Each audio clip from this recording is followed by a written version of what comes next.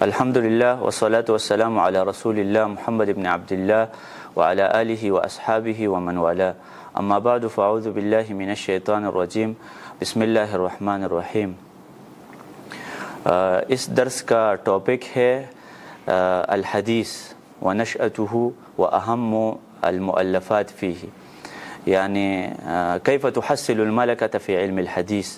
علم الحدیث میں آپ نے ملکہ کیسے حاصل کرنا ہے، اور اس علم کی نشأت کے بارے میں بات کریں گے، تاریخ کے بارے میں بات کریں گے، اور اس علم میں جو کتابیں لکھی گئی ہے اور ان کتابوں کے اوپر جو شروحات ہے۔ تو سب سے پہلے ہم حدیث کی تعریف کو اگر دیکھیں، اصول حدیث کی کتابوں میں آپ دیکھ سکتے ہیں کہ حدیث کی تعریف علماء نے کیا کی ہے کہ ما اضیف الی النبی صلی اللہ علیہ وسلم من قول او فعل او تقریر او صفہ، نبی صلی اللہ علیہ وسلم کی طرف جو چیز منسوب ہے تو اس کو حدیث کا نام ہم دیتے ہیں۔ حدیث جدید کے معنی میں ہے، کیونکہ قرآن مجید اللہ تعالیٰ کا کلام ہے، تو قرآن مجید قدیم ہے، یعنی پرانا ہے۔ اللہ تعالیٰ بھی قدیم ہے اور قرآن مجید بھی قدیم ہے، اگر کہ اللہ تعالیٰ کے لیے قدیم کا لفظ اس میں اشکال ہے۔ شیخ البانی رحمہ اللہ نے امام طحاوی رحمہ اللہ کے اوپر اعتراض کیا کہ آپ اللہ کو قدیم، لیکن یہ علماء نے کہا کہ حدیث کو حدیث اس لیے کہا جاتا ہے کہ حدیث قرآن مجید کی بنسبت جدید ہے، کیونکہ رسول اللہ صلی اللہ علیہ وسلم کا کلام یہ جدید ہے اور اللہ تعالیٰ کا کلام یہ قدیم ہے۔ تو یہ ایک تو لغوی تشریح ہے، اور اصطلاحی تعریف آپ سب جانتے ہیں کہ رسول اللہ صلی اللہ علیہ وسلم کے قول کو، جیسے انما الاعمال بالنیات، یہ نبی صلی اللہ علیہ وسلم کا قول ہے، اس کو بھی حدیث کہا جاتا ہے، سنت بھی آپ اس کو کہہ سکتے ہیں، اثر بھی کہہ سکتے ہیں، اور خبر بھی کہہ سکتے ہیں، اگر کہ بعض علماء حدیث اور خبر کے درمیان فرق بیان کرتے ہیں، جیسے حافظ ابن حجر نے نخبۃ الفکر کی شرح میں جو نزہۃ النظر نام ہے اس میں حدیث اور خبر کے درمیان فرق بیان کیا، لیکن حدیث کو خبر بھی کہا جاتا ہے، اہل الحدیث، اہل الخبر، اہل الاثر، اہل السنہ، سنت بھی کہا جاتا ہے۔ تو یہ حدیث کے مختلف نام ہے۔ بہرحال نبی صلی اللہ علیہ وسلم کا قول یا پیغمبر علیہ السلام کا فعل یا تقریر سے مراد یہ اردو کی تقریر نہیں ہے، بلکہ اگر کوئی صحابی کوئی عمل کرے اور رسول اللہ صلی اللہ علیہ وسلم خاموش ہو جائے تو اس کو تقریر کہا جاتا ہے، جیسے خالد بن الولید نے ضبط کہا تھا اور نبی صلی اللہ علیہ وسلم نے خاموشی اختیار کی تھی، تو یہ تقریر ہے، یعنی رسول اللہ صلی اللہ علیہ وسلم، کیونکہ سکوت رضا کے اوپر دلیل ہے کہ وہ راضی ہے اس چیز کے اوپر۔ تو نبی صلی اللہ علیہ وسلم کی پھر صفت ہے جو شمائل ہے رسول اللہ صلی اللہ علیہ وسلم کے، خلقی یا خلقی، یعنی نبی صلی اللہ علیہ وسلم کے اخلاق کے بارے میں جو احادیث ہے، یا ان کے جو جسم کے حوالے سے جو احادیث ہے کہ ان کی داڑھی کیسی تھی، ان کا چہرہ مبارک کیسے، تو یہ بھی صفت یہ بھی احادیث میں آتے ہیں۔ تو یہ احادیث پھر رسول اللہ صلی اللہ علیہ وسلم کو جب اللہ تعالیٰ نے مبعوث کیا اس ٹائم سے یہ حدیث پیدا ہوئے ہیں، لیکن ابتدا میں یہ تھا کہ حدیث کی کتابت سے رسول اللہ صلی اللہ علیہ وسلم نے منع فرمایا تھا، صحابہ کو منع کیا تھا کہ آپ احادیث نہ لکھیں، اور اللہ تعالیٰ نے نبی صلی اللہ علیہ وسلم کو دو چیزیں دی تھی، تو ایک چیز قرآن ہے، الا انی اوتیت القرآن ومثلہ معہ، اور دوسری چیز وہ قرآن کے مثل ہے۔ تو حدیث اور قرآن میں کوئی فرق نہیں ہے۔ جو لوگ یہ کہتے ہیں کہ احادیث ظنی ہے اور قرآن یقینی ہے، ان کے خلاف کئی علماء نے کتابیں لکھی۔ ابن حزم رحمہ اللہ نے اس مسئلے میں کام کیا کہ احادیث یقینی ہے، اور شیخ البانی نے اس حوالے سے کتاب لکھی ہے، اور اسی طرح شیخ ثناء اللہ زاہدی نے کتاب لکھی ہے کہ احادیث الصحیحین بین الظن والیقین، تقریباً 500 علماء کا فتویٰ لے کے آئے ہیں اس میں کہ احادیث یقینی ہے، کئی اس پر اجماع تھا۔ یہ تو بعد میں معتزلہ نے یہ کہا کہ احادیث ظنی ہے اور حدیث اور قرآن میں، تو حدیث اور قرآن میں کوئی فرق نہیں ہے۔ جو لوگ فرق کرتے ہیں یہ کفر کی طرف مفضی ہے۔ اللہ سبحانہ و تعالیٰ کا ارشاد ہے وَيُرِيدُونَ أَن يُفَرِّقُوا بَيْنَ اللَّهِ وَرَسُولِهِ، تو بعض لوگ اللہ اور رسول کے درمیان فرق کرتے ہیں، کہتے ہیں کہ ہم قرآن مانتے ہیں اور حدیث کو نہیں مانتے، اور اللہ تعالیٰ کہتے ہیں اولئک هم الکافرون حقا، اگر کوئی یقینی کافر ہے تو صرف یہ لوگ ہیں، کوئی اگر یقینی کافر ہے تو یہ لوگ ہیں جو احادیث کو ظنی سمجھتے ہیں اور قرآن کو یقینی، اور پھر بہانے بنا کر احادیث اور قرآن مجید کے درمیان ٹکراؤ پیدا کرنے کی کوشش کر کے احادیث کو رد کر دے، بہت سارے لوگوں نے۔ لیکن الحمدللہ حدیث کی خدمت کے لیے بہت سارے علماء نے کتابیں لکھی ہے۔ میرا ایک دوست ہے، انہوں نے اسلامک یونیورسٹی میں پی ایچ ڈی کی تھیسس لکھی ہے اس موضوع پر. وہ تھیسس میں نے پوری پڑھی ہے. اس میں تقریباً 65 کتابوں کا جو صرف پاکستان میں حدیث کی دفاع کے لیے 65 کتابیں لکھی گئی، جس میں شیخ زبیر علی زئی رحمہ اللہ کی کتاب ہے، اور ڈاکٹر زبیر کی کتاب ہے، ابو یحییٰ نورپوری کی کتاب ہے، اور ہمارے شیخ عبدالسلام رستمی کی کتاب ہے انکار حدیث انکار قرآن تک. یعنی جب آپ قرآن حدیث کا انکار کرتے ہیں تو کل آپ قرآن کا بھی انکار کریں گے. اور اس طریقے سے جو منکرین حدیث اور انکار حدیث کا فتنہ یہ رشید رضا نے مصر میں پیدا کیا تھا، اور ان کے ساتھ سید جمال الدین افغانی اور اس طرح لوگ تھے جن میں یہ شائبہ موجود تھا، یہ رائحہ اور حدیث کے انکار کی بدبو. اور بہت سارے لوگ ہیں، پھر پرویز غلام محمد پرویز جنہوں نے حدیث کا انکار کیا. رسول اللہ صلی اللہ علیہ وسلم نے پہلے سے یہ بات بتائی تھی کہ بعد میں ایک شخص آئے گا، وہ کرسی پر اپنے صوفے پر بیٹھا ہے، یاتیہ الامر من امری، میرے کوئی حدیث اس کو پہنچ جائے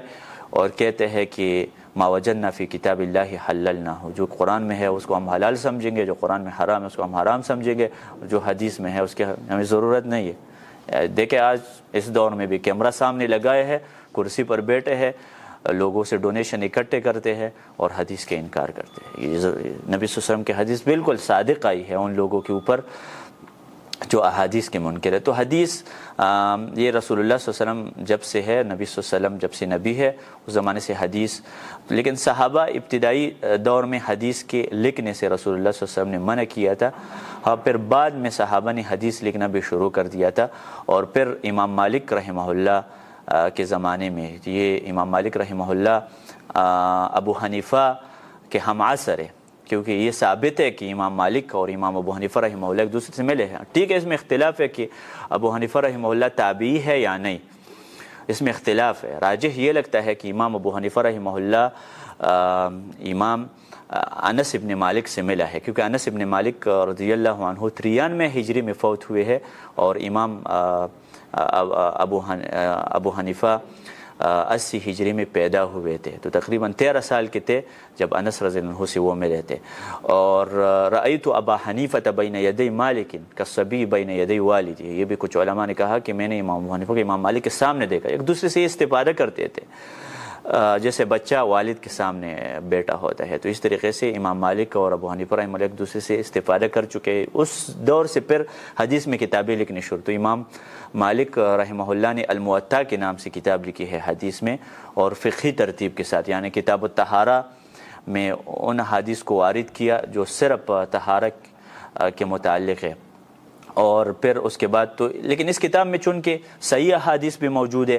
اور معلقات بھی موجود ہے، بلاغات بھی موجود ہے اس میں. جیسے بعض علماء کہتے ہیں کہ امام مالک کے بلاغات ہے. اکثر امام مالک کہتے ہیں بلغنی ان الرسول صلی اللہ علیہ وسلم فعل کذا، مجھے یہ بات پہنچی ہے. ابھی سند کدھر ہے؟ اس کو معلق کہا جاتا ہے. جیسے امام بخاری اکثر تعلیق کرتا ہے کہ مجھے یہ بات پہنچی ہے یا رسول اللہ صلی اللہ علیہ وسلم نے یہ کہا، سند حذف کرتا ہے. تو امام مالک رحمہ اللہ کی یہ کتاب بہت عظیم ہے، لوگوں نے اس کی خدمت کی ہے، اور یہ سب سے پہلی کتاب تھی جو حدیث کے بارے میں لکھی گئی ہے. اور اس کے اوپر کئی شروحات بھی ہے جو پچھلے درس میں ہم نے اس کی طرف اشارہ کیا. لیکن بعد میں پھر چونکہ امام بخاری رحمہ اللہ کی صورت میں اللہ تعالیٰ نے کچھ محدثین کو پیدا کی، کیونکہ ذکر سے مراد قرآن بھی ہے اور حدیث بھی ہے. اللہ تعالیٰ قرآن کی بھی حفاظت کرتا ہے اور حدیث کی بھی حفاظت. اِنَّا نَحْنُ نَزَّلْنَا الذِّكْرَ وَإِنَّا لَهُ لَحَافِظُونَ، ہم نے حافظون، ہم نے قرآن بھی نازل کیا اور ہم نے حدیث بھی نازل کی، اور ہم قرآن کی حفاظت بھی کرتے ہیں اور حدیث کی حفاظت ہم علماء کے ذریعے کرتے ہیں. تو امام بخاری رحمہ اللہ نے یہ صحیح بخاری لکھی ہے. لیکن صحیح بخاری لکھنے سے پہلے اللہ تعالیٰ نے ان کو ایک صلاحیت اور استعداد دی تھی کہ اس طریقے سے ایک کتاب لکھی. اور اس کتاب کے لکھنے کے 2 اسباب ہیں پھر صحیح بخاری لکھنے کے. ایک یہ ہے کہ انہوں نے خواب دیکھا کہ میں رسول اللہ صلی اللہ علیہ وسلم سے مکیوں کو دور کرتا ہوں، نبی صلی اللہ علیہ وسلم کو خواب میں دیکھا تھا. اور ایک یہ تھا کہ ایک اچھے استاذ کا مشورہ، اسحاق ابن راہوی نے ان کو یہ مشورہ دیا تھا کہ لو جمعتم کتابا، آپ سے پہلے تو لوگوں نے کتابیں لکھی ہے لیکن وہ احادیث کے بارے میں ہے، اس میں صحیح حدیث بھی ہے ضعیف بھی ہے. اگر آپ ایسی کتاب لکھ کے کہ اس میں صرف صحیح احادیث ہو اور رسول اللہ صلی اللہ علیہ وسلم کی صحیح حدیث کو ضعیف سے الگ کرے، کیونکہ اس زمانے میں لوگوں نے ضعیف احادیث اور منگڑت احادیث،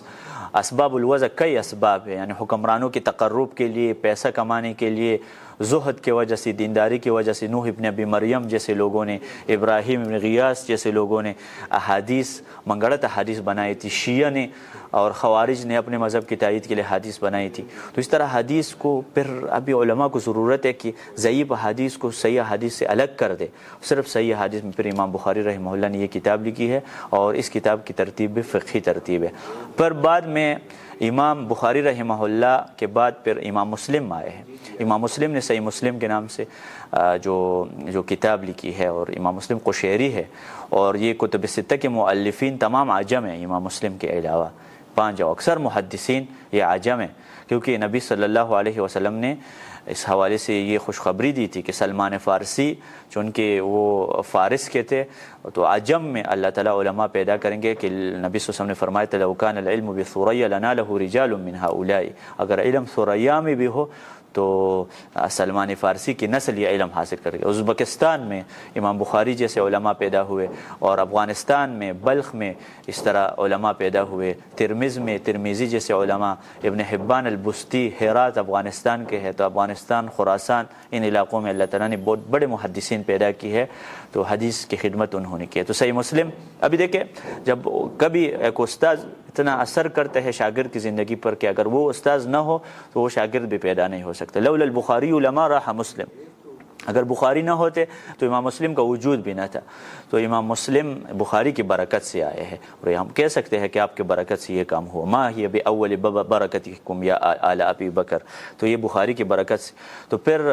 امام بخاری رحمہ اللہ سے ترمذی نے بھی استفادہ کیا۔ امام ترمذی نے بھی السنن کے نام سے یہ سنن ترمذی لکھی ہے، جو اکثر وہ بخاری سے استفادہ کرتے ہیں۔ اس حدیث کے حکم کے بارے میں میں نے سألت محمدًا، میں نے بخاری سے یہ سوال پوچھا۔ اور اسی طرح ابن ماجہ، یہ جو 6 کتابیں مشہور ہے، اس میں سب سے پہلے نمبر امام بخاری کے، اس کے بعد مسلم ہے، اور پھر امام ترمذی کی کتاب ہے، اور نسائی ہے، اور ابن ماجہ سب سے آخر میں۔ تو یہ کتب ستہ ہے۔ بعض علماء نے ابن ماجہ کی جگہ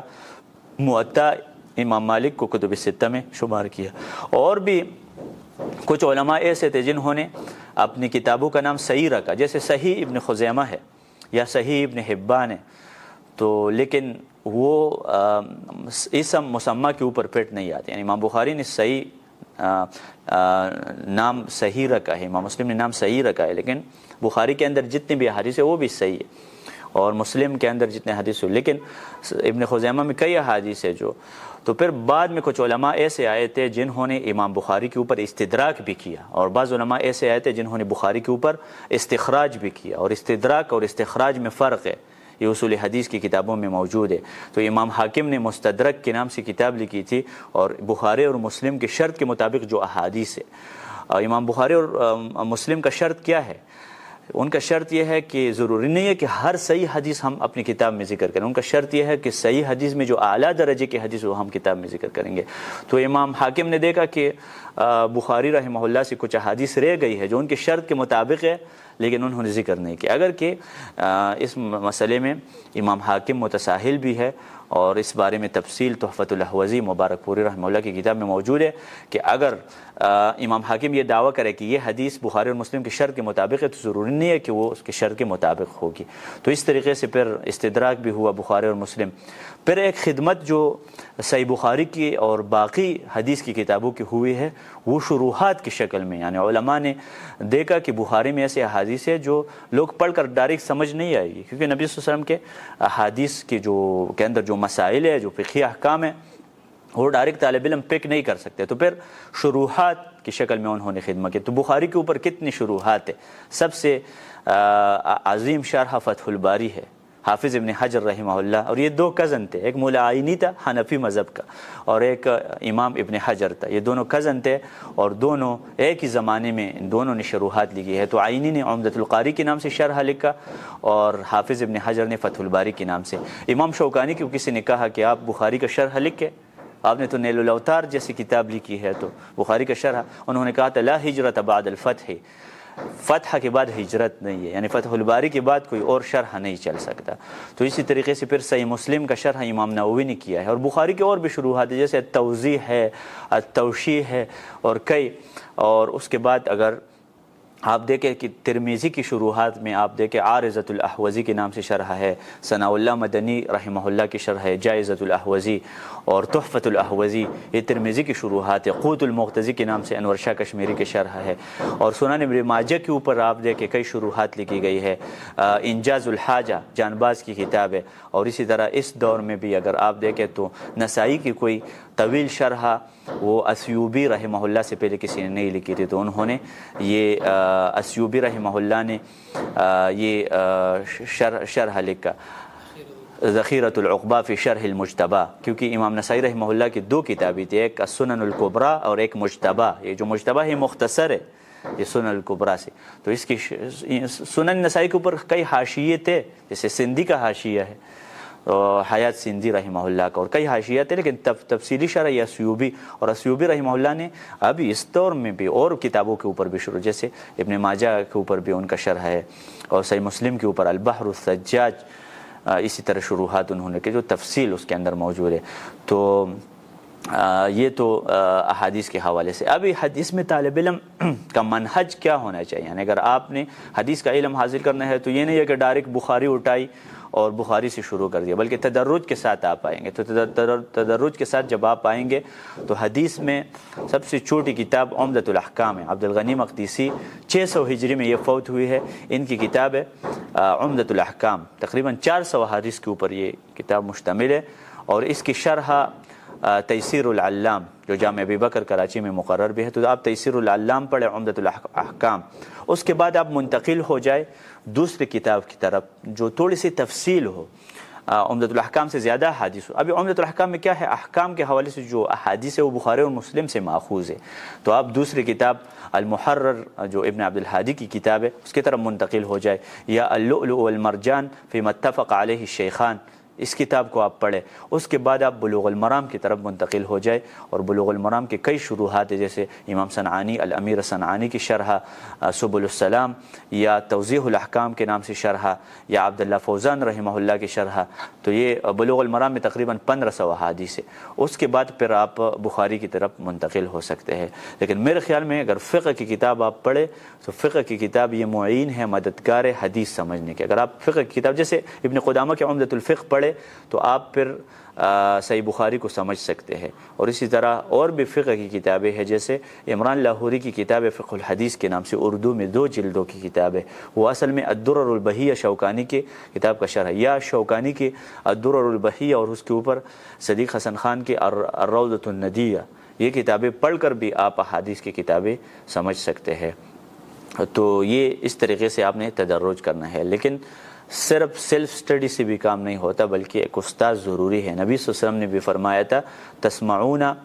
ویسمع منکم، آپ اساتذہ سے علم حاصل کریں گے اور تم سے بھی کچھ لوگ علم حاصل کریں گے، تو یہ علم مشافہتاً حاصل ہوتے ہیں۔ من کان استاذہ کتابہ کان خطأہ اکثر من صوابہ، جس کا استاذ کتاب ہو تو ان کی غلطیاں صحیح باتوں سے زیادہ ہے۔ وصلی اللہ تعالی علی خیر خلقہ محمد وصحبہ اجمعین۔